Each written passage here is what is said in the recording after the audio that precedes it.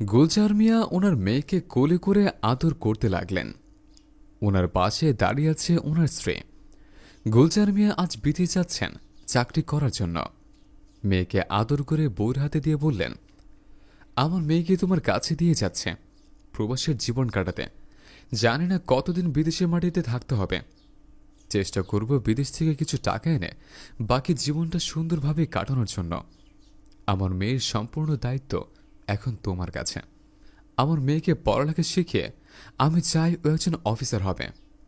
তুমি এই দেশে থেকে এই দায়িত্বটা পালন করবা। তোমার কাছে আমার এই একটাই অনুরোধ। জবাবে গুলজার মিয়ার স্ত্রী বললেন, তুমি কোনো চিন্তা করো না, তোমার মেয়েকে আমি ঠিকই পড়ালেখা শিখিয়ে মানুষের মতো মানুষ করব। তুমি বিদেশ গিয়ে মন দিয়ে কাজ করো, প্রতিদিন একবার হলেও টেলিফোন করো। জানোই তো তোমাকে আমি বিদেশে পাঠাতে রাজি ছিলাম না। তুমি আমাকে অনেক বুঝিয়ে রাজি করিয়েছ। বিদেশে যাওয়ার পর আমাকে যদি ভুলে যাও তাহলে আমি কেমনে থাকব বলো? গুলজার মিয়া ওনার স্ত্রীকে বুঝিয়ে শুনিয়ে লাগেজ নিয়ে বিদেশের উদ্দেশ্যে বের হলো। গুলজার মিয়ার স্ত্রী মেয়েকে নিয়ে সামনের দিকে অপলক দৃষ্টিতে তাকিয়ে রইল। এর মাঝে 18 বছর কেটে গেল। গুলজার মিয়ার মেয়ে শেফা অনেক বড় হয়ে গেছে। শেফা ওর বয়ফ্রেন্ডকে নিয়ে রাস্তা দিয়ে হেঁটে বাড়ির দিকে যাচ্ছে, শেফার বয়ফ্রেন্ড ইমরানকে নিয়ে। ইমরান শেফাকে বলতে লাগল, তোমাদের বাড়ি যাচ্ছে, তোমার মা আমাদের সম্পর্ক মেনে নেবে তো? জবাবে শেফা বললেন, আমার মা এখন পর্যন্ত আমার কোনো ইচ্ছাই অপূর্ণ রাখেনি। আমি যেটা বলবো আমার মা সেটাই মেনে নেবে। তুমি কোনো চিন্তা করো না।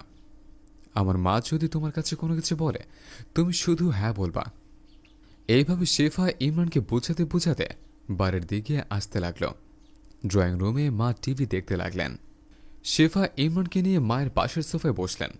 মা জিজ্ঞেস করলেন, শেফা তুই কাকে নিয়ে আসছিস? জবাবে শেফা বলল, ওর নাম ইমরান, আমরা দুজন দুজনকে ভালোবাসি, তোমার সাথে পরিচয় করিয়ে দেওয়ার জন্য আসলাম।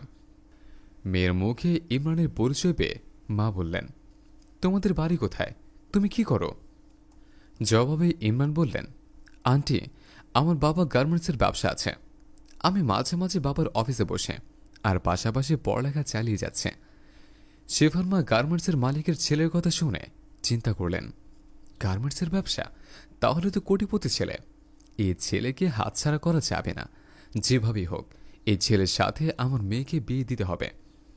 এই কথা ভেবে ইমরানকে বলতে লাগল, বাবা তুমি যদি আমার মেয়েকে ভালোবেসে থাকো তাহলে তোমার বাবাকে পাঠিয়ে দাও বিয়ের বিষয়ে কথা বলতে। জবাবে ইমরান বললেন, আমার বাবা যদি শোনে আপনাদের মতন একটা গরিব ঘরের মেয়েকে আমি পছন্দ করি, বাবা এই বিয়ে কখনোই মেনে নেবে না। তাই বলছিলাম কি, আমি আপনার মেয়েকে বাবা মাকে না জানিয়ে বিয়ে করতে চাই। বিয়ের পরে বাবা এমনিতেই মেনে নেবেন। জবাবে মা বললেন, বাবা ইমরান, তোমার বাবা মা বেঁচে থাকতে তুমি যদি একা বিয়ে করো, তোমার বাবা যদি মেনে না নেয়? জবাবে শেফা বললেন, মা ও কোটিপতি বাবার একমাত্র ছেলে, ওর বাবা আমাদের এমনিতেই মেনে নেবে, তুমি শুধু রাজি হয়ে যাও।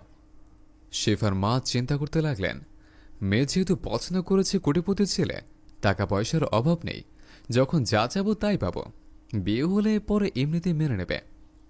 এই কথা ভেবে মা বিয়েতে রাজি হয়ে গেল।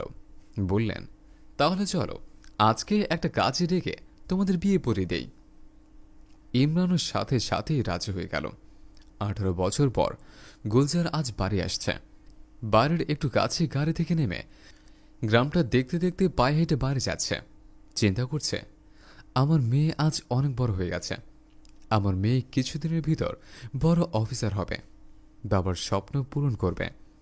এই কথা ভাবতে ভাবতে রাস্তা দিয়ে গুলজার মিয়া বাড়ির দিকে যেতে লাগলো। গুলজার মিয়া বাড়িতে ঢুকতেই বাড়ির গেটে গুলজারের স্ত্রীর সাথে দেখা। গুলজার মিয়া স্ত্রীকে দেখে খুশি হয়ে বলতে লাগলেন, তুমি কেমন আছো? জবাবে গুলজার মিয়ার স্ত্রী বললেন, এই তো ভালো আছে, তুমি কেমন আছো? গুলজার মিয়া জিজ্ঞাসা করলেন, আমার মেয়ে কোথায় গেছে? এর মাঝে শেফা ওর স্বামীকে নিয়ে ঘর থেকে বের হয়ে বাবাকে অনেকদিন পর দেখে সালাম দিলেন। শেফা ছোট থাকতে ওর বাবা বিদেশ চলে গেছে, বাবার চেহারাটাও ভালো মতো মনে নেই। গুলজার মিয়া মেয়ের পাশে ইমরানকে দেখে জিজ্ঞেস করলেন, ছেলেটাকে? জবাবে মা বললেন, তোমার মেয়ের জামাই ইমরান। তোমার মেয়ে পছন্দ করে বিয়ে করেছে। মেয়ের বিয়ের কথা শুনে গুলজার মিয়ার মাথায় যেন আকাশ ভেঙে পড়ল। চিন্তা করলেন, আমি সারা জীবন স্বপ্ন দেখেছি আমার মেয়ে পড়ালেখা শেষ করে বড় অফিসার হয়ে আমার সামনে আসবে। আমার সেই মেয়েকে আমার স্ত্রী বিয়ে দিয়ে ফেলেছে, আমাকে একবার জানানোর প্রয়োজন মনে করল না। গুলজার মিয়া বললেন, তুমি আমার মেয়েকে বিয়ে দিয়েছ, আমাকে জানোনি কেন? আমি তো তোমার হাতে মেয়েকে দিয়েছিলাম, মেয়েকে পড়ালেখা শিখিয়ে বড় অফিসার বানাতে। তুমি এর মাঝে মেয়েকে বিয়ে দিয়ে ফেললে, আমাকে একবারও জানানোর প্রয়োজন মনে করলে না। জবাবে মা বললেন, ওরা দুজন দুজনকে পছন্দ করে বিয়ে করেছে, আর তাছাড়া ছেলে কোটিপতি বাবার একমাত্র ছেলে। আমিও চাচ্ছিলাম না এই ছেলে হাতছাড়া হয়ে যাক। স্ত্রীর কথা শুনে গুলজার মিয়া বললেন, তুমি কোটি টাকার লোভে পড়ে তোমার মেয়েকে বিয়ে দিয়ে ফেললে? তুমি কি ছেলের খোঁজখবর নিয়েছ? কোটিপতি ঘরের একমাত্র ছেলে, ওর বাবা কি করে? জবাবে মা বললেন, ওদের বাড়িঘর কিছু চেনে না। ইমরান বলেছে ওদের নাকি গার্মেন্টসের ব্যবসা আছে। স্ত্রীর কথা শুনে গুলজার বললেন, তুমি না জেনে টাকার লোভে পড়ে তোমার মেয়েকে বিয়ে দিয়ে দিলে? এত লোভী তুমি, একবার কি চিন্তা করে দেখলে না তোমার মেয়ের ভবিষ্যতের কথা?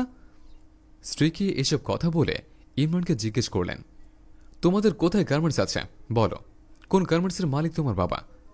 ইমরান থতমত খেয়ে বললেন, আসলে আমাদের গার্মেন্টস তো অত বড় না, মিরপুরের ছোট্ট একটা টিনসের রূপ নিয়ে গার্মেন্টসের কিছু গেঞ্জি তৈরি করে 10টা মেশিন আছে, 10-12 জন শ্রমিক কাজ করে সেই গার্মেন্টসে। ইমরানের কথা শুনে মাথায় যেন আকাশ ভেঙে পড়ল। চিন্তা করতে লাগলেন, 10-12টা মেশিন দিয়ে একটা গার্মেন্টস চালায়, আর সেই ঘরে আমার মেয়েকে বিয়ে দিয়েছে? এই তো দেখছি আমাদের থেকেও ফকিন্নি। গুলজার মিয়া বলতে লাগলেন, তোমার লোভের কারণে আজ আমার মেয়ের জীবনটা নষ্ট হয়ে গেল, পূরণ হল না আমার স্বপ্ন। আমি সারা জীবন যে টাকা ইনকাম করেছে সব টাকা তোমার কাছে পাঠিয়েছে। বাড়িতে করেছ ছোট্ট একটা ঘর, আর টাকা কি করেছ তাও জানে না। ভেবেছিলাম বাকি জীবনটা একসাথে সবাই মিলে কাটাবো, সেটা আর হলো না। আমার বিশেষ সম্পত্তির যা কিছু আছে সবকিছু তোমাদেরকে দিয়ে আমি আবার বিদেশ চলে যাচ্ছি। তবে যে সম্পদগুলো আছে হিসেব করে খরচ যদি না করা হয়, শেষ বয়সে তোমার এবং তোমার মেয়ের দুজনকে পথে বসতে হবে। গুলজার মিয়া এই কথা বলে আবার লাগেজ নিয়ে প্রবাসের উদ্দেশ্যে রওনা দিল। অনেক অনুরোধ করেও গুলজার মিয়াকে ফিরে নিতে পারলেন না। গুলজার মিয়া স্ত্রীর লোভের কারণে এভাবেই একটি মেয়ের জীবন নষ্ট হয়ে গেল। বন্ধুরা, আমাদের এই গল্পটি যদি ভালো লেগে থাকে তাহলে অবশ্যই লাইক, কমেন্ট এবং শেয়ার করবেন। ধন্যবাদ।